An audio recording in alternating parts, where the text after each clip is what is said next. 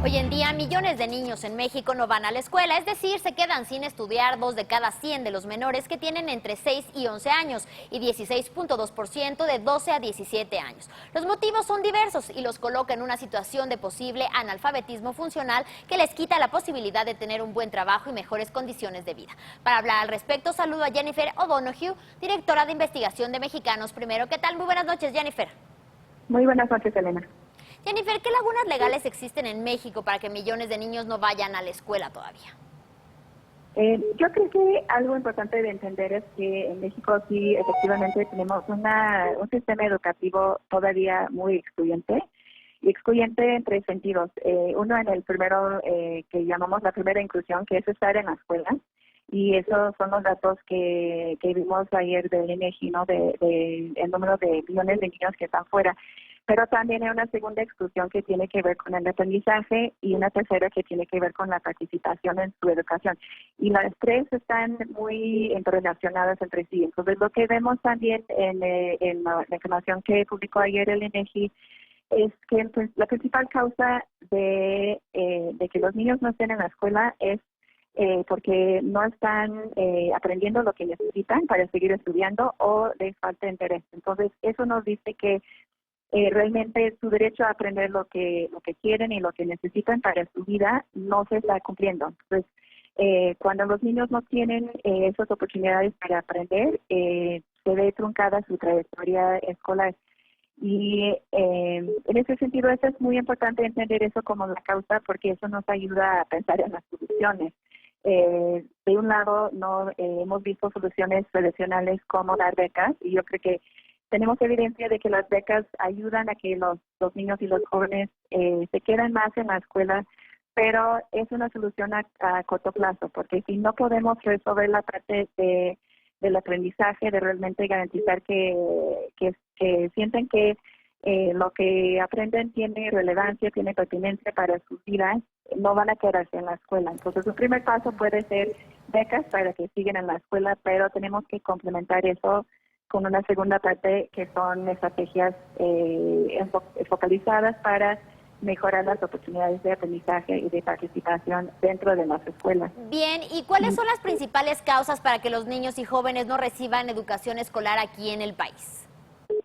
Yo creo que depende mucho. Otro tema muy importante tiene que ver con la precisión. Entonces, México es un país muy grande y realmente no tenemos un sistema educativo nacional, tenemos 32 sistemas educativos estatales, y la situación es muy distinta y varía mucho de entidad a entidad. Entonces, vemos, por ejemplo, que estados como Sinaloa o Sonora pueden tener un problema importante de que los niños no empiezan a tiempo. Entonces, la educación obligatoria empieza a los 3 años, y en esos estados vemos que menos del 10% de los niños de 3 años están entrando al primer año de preescolar.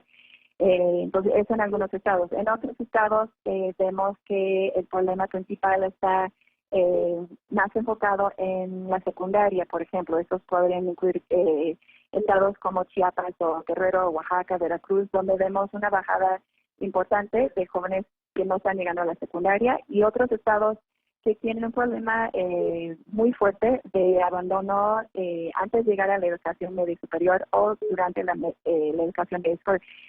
Así es el caso de la Ciudad de México, por ejemplo, Nuevo León o Jalisco, que vemos que los niños más o menos van bien, pero hay una bajada muy drástica en medio superior. Entonces, las causas en ese sentido puede variar mucho, puede tener que ver con la oferta de preescolar, en el caso de preescolar, la distancia, que también es otra cosa que menciona el informe del INEGI, que muchos niños, por ejemplo, tienen una primaria en su comunidad, pero después no hay una secundaria o no hay un bachillerato. Entonces, esa distancia también puede tener implicaciones para si siguen o no. Por Pero de supuesto. nuevo, Jennifer, sí. en ese sentido, ¿en qué radica la gravedad entonces de que los menores no puedan acudir a la escuela? ¿En qué deriva el que no puedan educarse los niños y adolescentes en México? Realmente tenemos que entender, ¿no?, que la educación en una sociedad desigual, como es el caso de México, representa la única oportunidad para millones de niños, niños y jóvenes para cambiar su situación y la situación de sus familias. Entonces, cuando dejamos a esos niños, esas niñas sin educación o aún estando en la escuela sin aprendizaje significativo, estamos cortando sus oportunidades para ser participantes activos en la vida a su alrededor, oportunidades para oportunidades económicas, para encontrar un trabajo digno y realmente todo lo demás que implica no tener lo que tú necesitas para ser un participante en la sociedad. Y como país estamos también perdiendo una oportunidad muy importante de construir una sociedad más democrática, una sociedad más equitativa. Mada también. Sí, Y entonces para las autoridades, ¿cuál sería la petición, la urgencia de manera inmediata para que los niños puedan realmente ir a la escuela, para que se asegure la educación a todo niño de México? Sí. Yo creo que tenemos que entender esa parte de la importancia, no solo de la cobertura y no solo de las becas, pero de realmente enfocarnos en cómo vamos a mejorar las oportunidades de aprendizaje para que todos los niños puedan aprender lo que quieren y lo que necesiten en las escuelas. Y esas soluciones tienen que ser multifactoriales. Entonces necesitamos empezar desde la primera infancia, necesitamos estrategias de formación y apoyo constante a los docentes, desarrollar mejor el liderazgo escolar, aumentar la participación de las familias. La parte del currículum es muy importante. La autonomía curricular que está en el nuevo modelo educativo es algo prometedor, donde los jóvenes podrían tener más voz en sus oportunidades de aprendizaje.